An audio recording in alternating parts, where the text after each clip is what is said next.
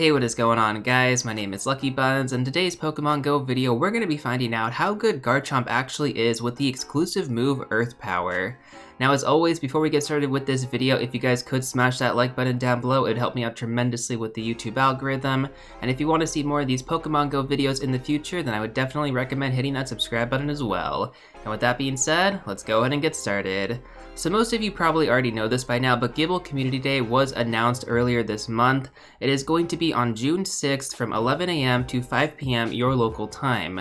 And the bonus was actually revealed today, including the exclusive move Earth Power. So the bonus is going to be 3 times catch experience, which is pretty good. The bonus catch experience is honestly really nice just because Gible is a fairly easy Pokemon to land excellent throws on, not to mention everyone is probably going to be participating in this community day for the full if they can. So yeah, it's going to be really good for those of you who are grinding towards level 50, which I would assume is most of you guys, just because most players don't have 176 million experience. So yeah, it's always good to take advantage of these experience events. That being said though, this video is going to dive into the exclusive move that was announced today, Earth Power. So I just want to say this right now, Garchomp was already going to be a meta-relevant Pokemon even if it didn't get Earth Power. I mean, of course it was going to get something good. Some people had speculated that it could potentially get Dragon Breath. Other people had speculated that it was going to get Earth Power. I definitely did see Earth Power being a little bit more of a precedent, I guess you could say, considering that Flygon previously did get Earth Power as its exclusive move, and it did make sense. So for the most part in this video, we're just going to focus on where Garchomp is in the raid/gym meta and not so much on the PvP side of things.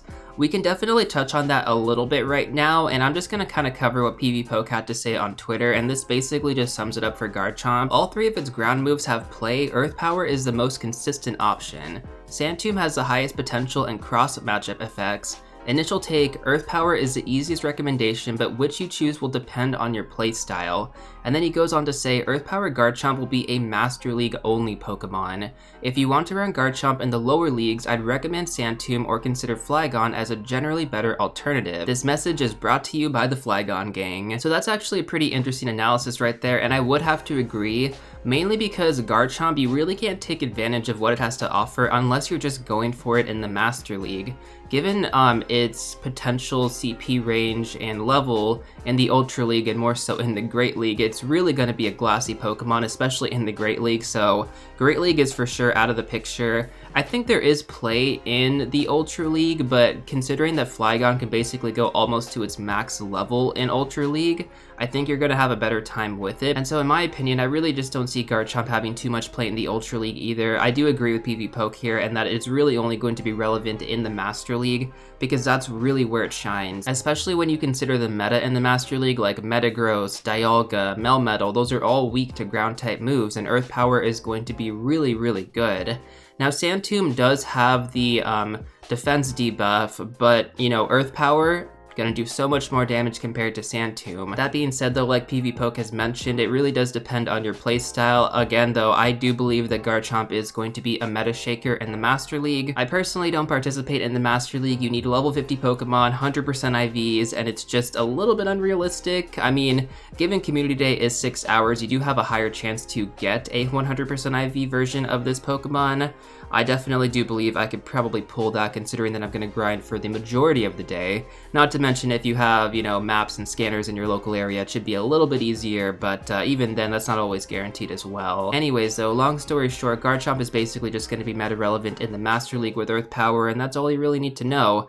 Focus on getting a really good IV one, 15 attack ideally, and that'll be pretty much the way to go with Garchomp. Now we can dive into the real analysis of this video though, where Garchomp lies in the raid/gym meta in Pokemon Go. So I'm going to go ahead and pull up the comprehensive DPS/TDO spreadsheet from GamePress, and I've already punched in the calculations here so you guys can see where Garchomp was previously, before it had Earth Power, and Earthquake was the best move. And by the way, Earthquake was a 1 charge bar move, Earth Power is a 2 charge bar move, so right away that alone already gives you so much more viability as a ground type attacker, just because you can get off more charge bar moves and you're more likely to get off, you know, another Earth Power compared to getting off another Earthquake.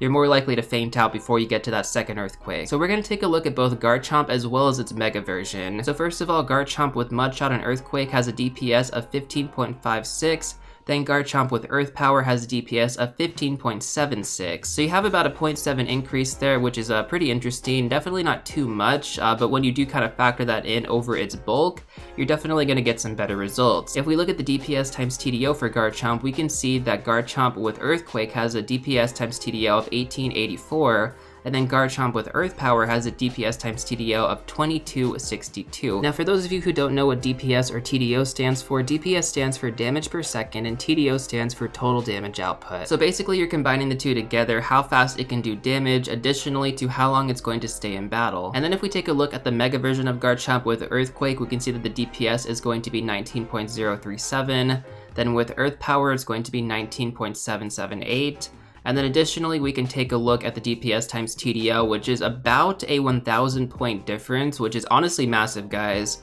Once again, though, for the Mega Pokemon, you can only have one available at a time, but consider that you could have one Mega Garchomp plus 5 other Garchomp. Like, that's going to be an amazing lineup. So basically, Mega Garchomp holds its position at the top of the meta, just even stronger now, and then Garchomp with Earth Power by itself actually puts it at the #1 spot for a ground-type attacker that is non-legendary and non-shadow. And even if you include the shadows and the legendary Pokemon, Garchomp is still above it, but of course it's going to fall below the megas. Respectively, of course, so it has its own mega, so I guess, I don't know, you can take that for what you will. So this is actually pretty interesting considering that we just got Landorus in its Therian form with Mudshot and Earthquake and Raids, and I know a lot of people did want it to get Earth Power. If it actually got Earth Power, it would be questionable in terms of if it would be better than Garchomp or not, but of course that's just speculation at this point.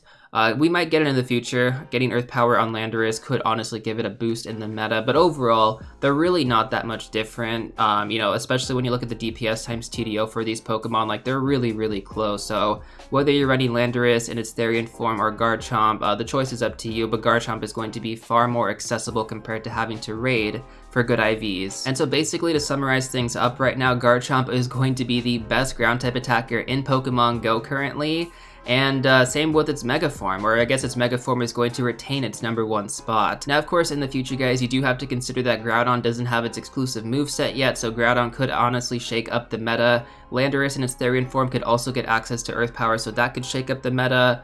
We definitely do have some interesting contenders here for the future of Pokemon Go, so this is not set in stone. Garchomp might not remain the top ground-type attacker in Pokemon Go, but overall, I would say that this is easily one of the best opportunities to farm a really, really good meta-relevant Pokemon in-game. And if you don't take advantage of this day, like, even if you only have like 30 minutes or an hour to play, go hard. Like, seriously, throw that incense on, make sure you're going around catching every single Pokemon as fast as you can, Pineapple Berry every single one of them, and get as many Garchomp on your team as possible. Something I always preach in my videos is to evolve level 30 Pokemon. I mean, even if it doesn't have the best IVs, you're at least going to have a really solid built attacker.